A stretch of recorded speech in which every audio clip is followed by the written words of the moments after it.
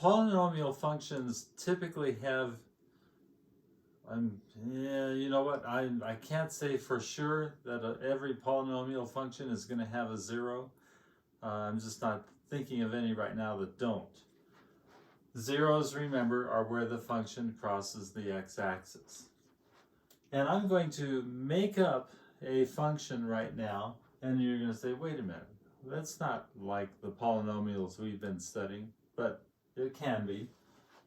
Let's set f of x equal to, let's have x minus 2 times x minus 2 times x minus 1 times x minus 1 times x minus 1. Now, I don't know what this looks like when I multiply it all out, but I do know this.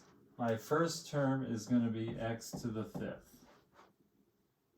Everything else is going to be x to the 4th, x to the 3rd, x to the, whatever. It'll have numbers in front of them based on what happens here.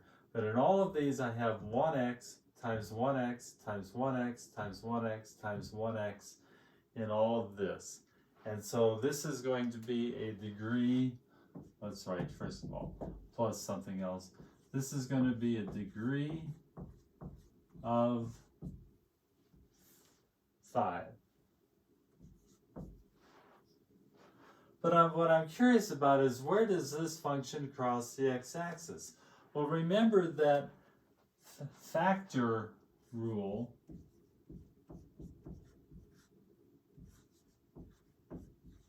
that said if a times b equals 0, then either a equals 0 or b equals 0.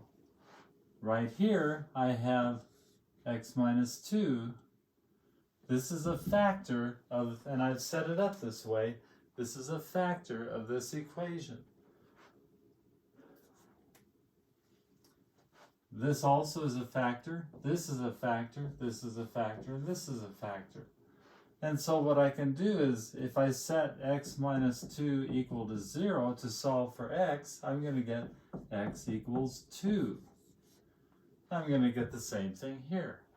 I'm going to get x equals 1 here.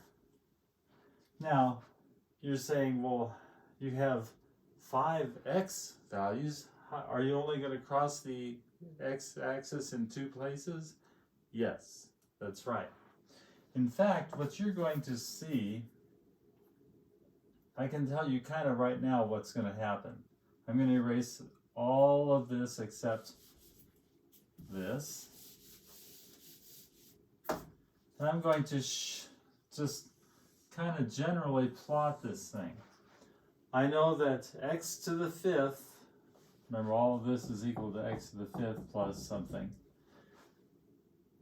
X to the 5th gets very large positively if x is positive and gets large, and x to the 5th gets very large negatively if x is negative, getting large, and it's because this is an odd exponent. I also know that I have an x at x equals 1 and at x equals 2, I have zeros. I also, and your book is going to tell you about this, but if I have an odd number of factors that are the same, the function is going to come up to this point, the 0, which in this case is the point 1, 0. Function is going to come up to it. The reason I'm saying it's coming up is because I know it's coming from below because of this. So the function is going to come up and it's going to cross through the x-axis. But over here, I know that I have 2 of these, and just like the parabola would come and touch, you know, in one place there on the x-axis, and that where if you had a vertex where you had a 0 there, if that sort of behavior is going to happen here as well, because I only have two of these. Basically, I have an even number of factors.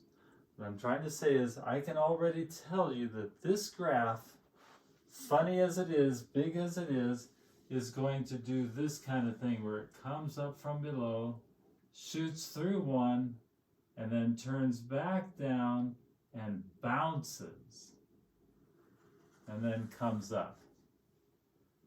It's not going to cross the x-axis and go down again because I have an even number of these factors.